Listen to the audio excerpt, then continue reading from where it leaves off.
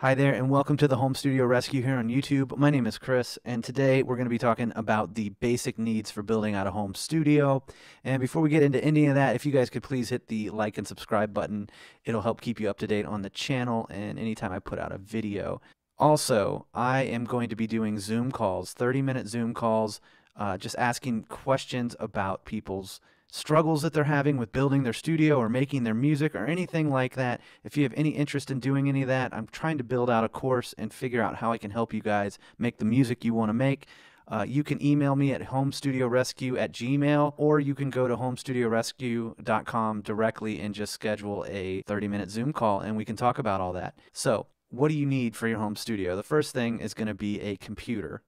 You could have PC, Mac, whatever. You know, it these days, whatever computer you probably have, if you've bought it in the last 2 or 3 years, well, even longer than that, it will probably work fine for recording, but you definitely need a computer. The next thing is going to be a DAW, a digital audio workstation. That would be something like Pro Tools or Ableton Live, Logic, Cubase. There's a ton. Reaper. Also, a lot of these digital audio workstations now have free versions. Like Reaper, you can download for free. Ableton has a free version.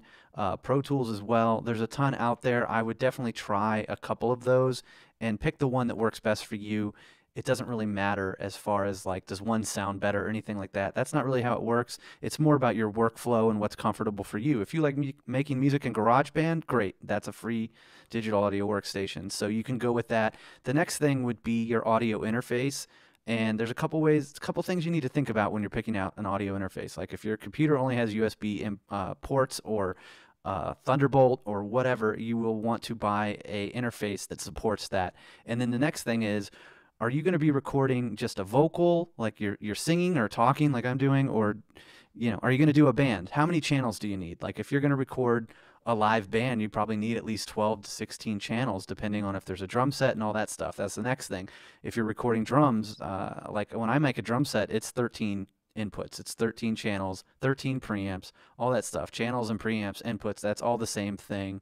How many channels do you need? If you have keyboard, bass, and a vocal, that's 3 channels right there. That's the next thing too. How many microphones are you going to need? Whatever microphone you need a preamp for that. You need cables, you need mic stands, all of that stuff. It gets pretty expensive really fast, but if you're just doing singing or maybe acoustic guitar and a vocal, that's 2 channels right there, 2 cables, and maybe a mic stand, 2 mic stands. It just depends on how you want to do it. Direct inputs are inputs for plugging in like your guitar, your bass guitar, keyboards, a synth, anything like that that has a 1/4-inch cable. The next thing you're going to want to think about is monitors and headphones.